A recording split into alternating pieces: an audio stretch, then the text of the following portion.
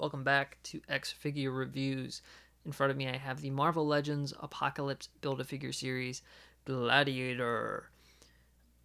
I was not fortunate enough to get the Comic-Con exclusive Thanos Imperative Gladiator, so this is a really cool release for me. I do feel sorry for the people who paid a bunch of money to get that Gladiator, only to have this one come out. I'll go over the differences between the two in a sec, later in the review.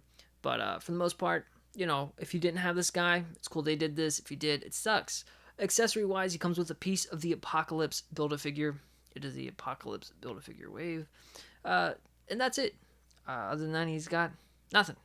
Don't know what he would have come with aside from the Apocalypse piece, but it's a little disappointing he came with nothing.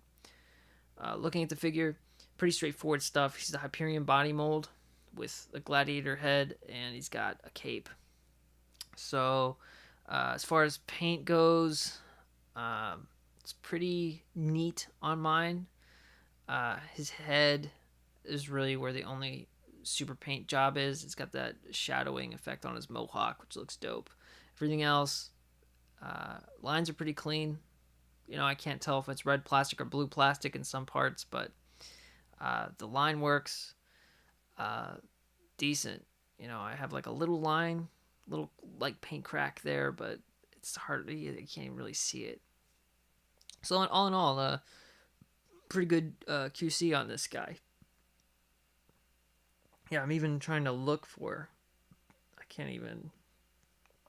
Aside, he does have the serial number, but yeah, all the lines are pretty clean on this guy, all the way through. You see the peg hole where the cape pegs in. Honestly, the only part that sucks is the cape. The cape, you can see where the lines are off. But that's the only sloppy paint job that I have. Like I said, most of the cool paint's up here on the mohawk. You can see that awesome shadowing effect. And then there's like some kind of metallic. It's not really metallic, but there's some metallic on like the cape pins as well. I hate how they set up so high as well. Let's get into the sculpt and the articulation. So, like I said, the cape is loose. It just pegs into the back. It sits really high. Kind of sinks so you can see how it's not even touching his chest. It doesn't get in the way of articulation, though. You can put his head up. You can put his head down. We'll just do the rest of the articulation while we're here. You can rotate it and you cock it to the side. You can tell it sits higher than the peg. So that sucks. I wish it would sit flush. Then he can rotate his arm all the way around. He can lift his arm up. He's got that bicep swivel. He's got double jointed elbows and wrist articulation. So he can punch any direction you want him to punch. Cool. Yeah. Anyway, ab crunch. He can go back this much. He can go forward this much. So really decent stuff. Waist swivel. And he can kick up this high. He can kick back. Not much, but it's there. He can kick out to the side. He's got the thigh swivel. Double jointed knees.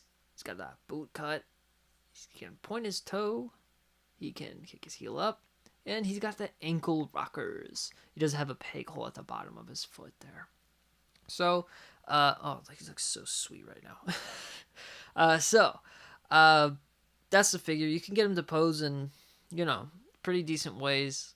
He'll look nice. He'll look nice in your display. He's got some posability to him. The cape is the only thing that really throws it off for me, honestly. And then, of course, there's a Hyperion gap there. That notorious Hyperion chest mold gap. Blech, over that. But, hey, is what it is. I really like the way the cape swishes, though. I do want to point that out, how it has a nice, wind-blown effect. I do dig that. I'm a sucker for wind-blown capes and hair. I admit it. Here he is next to a Bucky cap mold. You see, of course, he's taller. He's a Hyperion body mold. There you go.